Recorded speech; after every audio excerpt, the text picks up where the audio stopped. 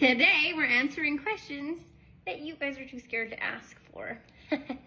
So one of the big questions that we do here that most people are afraid to ask is, do sellers listen in on your showing appointments when you're viewing?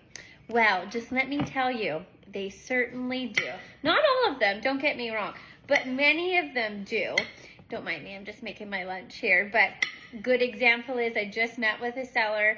Yay, they wanted to give me the keys, which is fantastic. But he did mention that he told his previous realtor that he does have a recording device in the property. So anyone that's looking and showing and realtors are there, he hears all the feedback. He wants to know it. They do legally have the right to do that. It is what it is. But that's why when you have a realtor, you need to trust their advice and their experience. So I've been doing this for well over 16 years, and my suggestion is to every buyer and every client that goes and looks at properties, whether you're with me or not, never discuss any important details while you're at a property. The reason being, they could be listening to your showings. That can give away your negotiation power, your feeling. Never talk about what you would pay for it, your bottom line. I mean, go ahead and talk about anything you want in the property, talk about the features, etc. But just know that it may be getting back to the seller more quickly than you realize. So not everyone does this. Trust me, I would say maybe 1% of our sellers have really ever done it.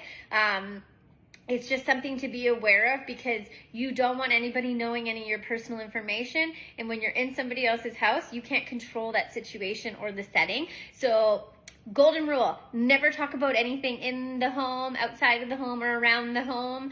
If you want to talk about an offer, details, anything to you, anything personal, leave the premises. Go somewhere else, because take it from experience.